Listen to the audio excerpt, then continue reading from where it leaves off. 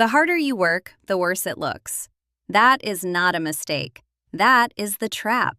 You were told the same thing everyone gets told. Show up, deliver, prove your value, and eventually the right people will notice. So you did. You stayed late when no one asked you to. You rebuilt the deck at 11 p.m. because you spotted a gap in the logic. You sent the follow-up, prepared the backup slide, ran the pre-read nobody else bothered with. You did everything the rules said to do. And somehow, quietly, consistently, things got worse instead of better. Not dramatically worse, not in ways you could name in a meeting or put in a complaint, just worse, smaller, colder. You are about to understand why. Because the game you have been playing was never the game they were scoring. Every morning starts the same way now. Before you even reach your coffee, you are already calculating. What can you do today to finally tip the balance? What can you prepare? What can you preempt? What can you deliver before anyone asks? The morning ritual is not productivity. It is self-defense. You are not planning your day. You are planning your defense against a verdict that keeps coming back the same way, regardless of what you submit as evidence. You reread every email before you send it. Not for typos, for tone. You scan each sentence for anything that could read as too direct, too soft, too eager, too detached. You are trying to find the exact register that will make you legible to people who have, without ever saying so, already decided how they read you. You over-prepare because under-preparation has never been the problem. But over-preparation has not fixed anything either. You know this. You keep doing it anyway because it is the only variable you can actually control. You watch your idea land in a meeting. You see the polite nod. You watch the conversation move on. Then, 8 minutes later, someone else says almost the same thing in slightly different words, and the room turns toward them like a plant turning toward light. People lean in. The director asks a follow-up question. It goes somewhere. You write a stronger brief the following week. It is also received politely. You are the person everyone calls reliable.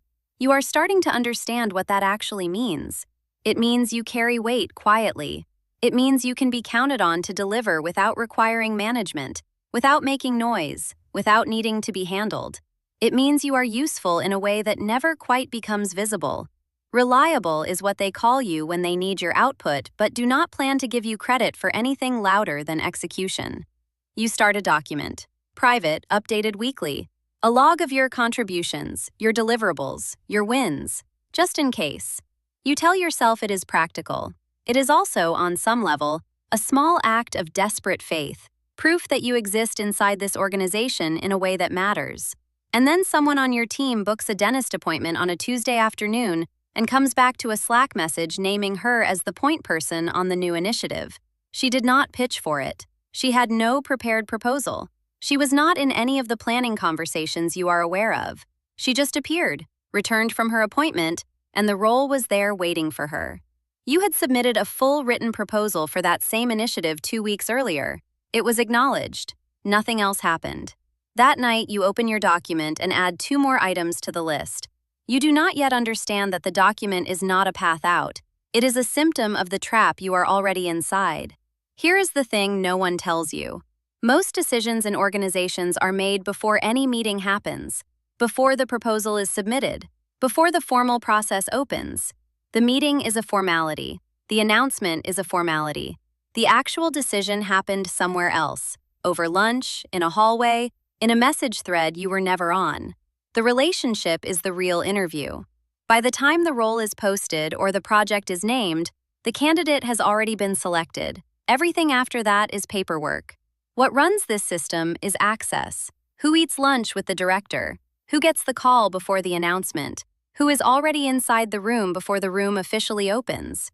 You have not been excluded by attack. Nobody targeted you. Nobody sat in a meeting and decided to keep you out. You have been excluded by omission, which is far harder to name and far easier to absorb as your own failure. No one told you that you were not in the group. No one had to. Culture fit is not a value. It is a filter. And the filter is not measuring competence. It is measuring social ease, informal visibility, and whether you make powerful people feel comfortable and unquestioned in your presence. That is not a competence metric. It is a social one. And it gets laundered through performance language so fluently that most people spend years trying to fix their output when the actual gap is somewhere completely different. Here is the reframe. That document you are keeping, the log of your contributions, the weekly proof, it is not evidence of your value. It is evidence of how the system has trained you to respond. You have been rewarded for volume in contexts where visibility was the actual currency. You have been producing answers to a question nobody asked. The more you prove, the more you signal that you feel you need to prove. And the people who decide things have already decided that the people who need to prove things are not the people they had in mind. Your effort, inside a hierarchy that has already sorted you, does not read as capability. It reads as confirmation of your position. What this does to your body over time is not simple. This is not burnout from long hours. This is burnout from sustained social hypervigilance, inside an environment with no clean feedback loop and no honest signal. You are not just tired from the volume of work, you are exhausted from constant scanning. Every message you receive gets read twice, once for content, once for temperature. A reply that is 3 words shorter than usual, a tone that feels marginally cooler, a meeting invite that CC'd everyone except you. You are running a threat detection system in the background of every interaction, all day, every day, and it runs on your own energy. You have started making yourself smaller in meetings, fewer opinions, softer phrasing, more hedging before you speak. Full presence has not been rewarded, and at this point you are no longer entirely sure what full presence would even look like from inside you. You do not cry at work. You do not complain. You are professional, which in this environment means you absorb without naming.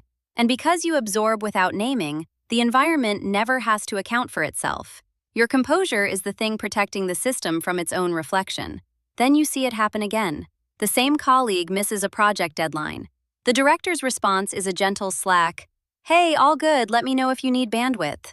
Last quarter, you submitted everything early and received a note in your performance review about needing to be more proactive in managing stakeholder expectations. Same organization, same management, completely different physics.